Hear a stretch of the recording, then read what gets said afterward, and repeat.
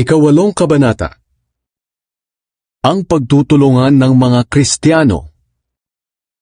Ngayon mga kapatid, nais kong malaman ninyo ang ginawa ng mga iglesia sa Macedonia dahil sa biyaya ng Diyos sa kanila. Kahit na dumaranas sila ng maraming pagsubok, masayang-masaya pa rin sila. Kaya nga naging lubos silang mapagbigay sa kabila ng kanilang matinding kahirapan. Makapagpapatotoo ako sa inyo, na kusang loob silang nagbigay at higit pa nga sa kanilang makakaya. Sapagkat sila na mismo ang paulit-ulit na nakiusap sa amin na bigyan sila ng pagkakataong makatulong sa mahihirap na mga mananampalataya. At higit pa nga sa aming inaasahan ang kanilang ginawa, dahil una sa lahat, inialay nila ang kanilang mga sarili sa Panginoon at sa amin, ayon sa kalooban ng Diyos. Dahil sa kanilang ginawa ay pinakiusapan namin si Tito na bumalik sa inyo at tapusin ang inumpisahan niyang pangongolekta ng inyong tulong para sa mga kapatid sa Judea. Kayong mga nasa Korinto ay nangunguna sa lahat ng bagay. Malakas ang inyong pananampalataya, magaling kayong magturo, marami kayong alam, masipag sa paglilingkod sa Diyos, at malaki ang inyong pag-ibig sa amin. Kaya gusto namin na manguna rin kayo sa pagbibigay. Hindi sa inuutusan ko kayo. Sinasabi ko lamang sa inyo ang ginagawang pagtulong ng iba para maipakita rin ninyo sa amin na tunay ang inyong pagmamahal. Sapagkat alam naman ninyo ang biyayang ipinakita ng ating Panginoong Hesukristo na kahit na mayaman siya doon sa langit, ay nagpakadukha siya dito sa mundo, alang-alang sa atin. Para sa pamamagitan ng kanyang kahirapan ay maging mayaman tayo. Kaya ito ang maipapayo ko sa inyo. Makabubuti kung ipagpapatuloy ninyo ang inumpisahan ninyong pagbibigay noong nakaraang taon. Kayo ang unang nakaisip nito at kayo rin ang unang nagsagawa. Kaya ituloy ninyo ito.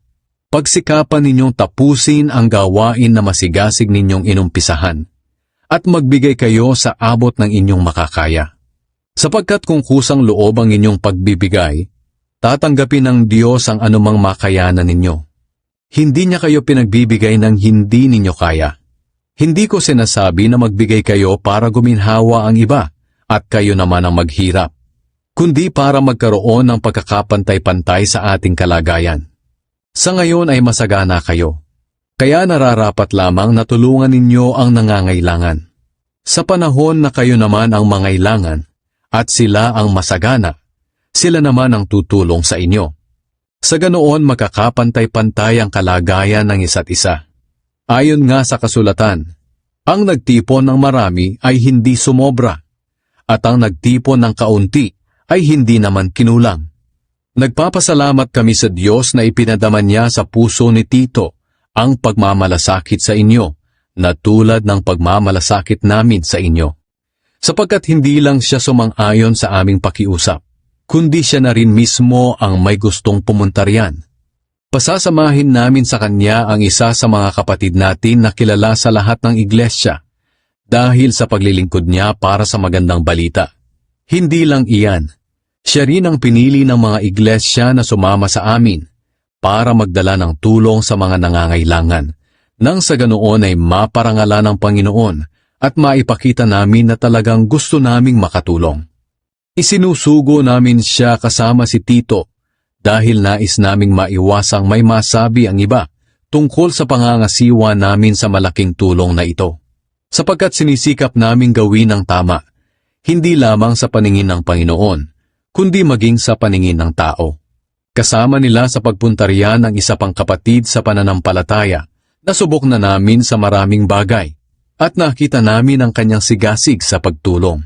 At higit pa nga ang kanyang sigasig ngayon, dahil malaki ang kanyang tiwala sa inyo. Tungkol naman kay Tito, siya ang kasama at katulong ko sa aking mga gawain diyan sa inyo. Tungkol naman sa mga kapatid na kasama niya, sila ang mga kinatawan ng mga iglesia. Ang kanilang pamumuhay ay isang karangalan para kay Kristo. Kaya ipakita ninyo sa kanila ang inyong pagmamahal, para mapatunayan nila na talagang totoo ang pagmamalaki namin sa inyo. At malaman din ito ng ibang iglesia sa pamamagitan nila. Read the scriptures. Ang lahat ng nakasulat sa kasulatan noong unang panahon ay isinulat para turuan tayo.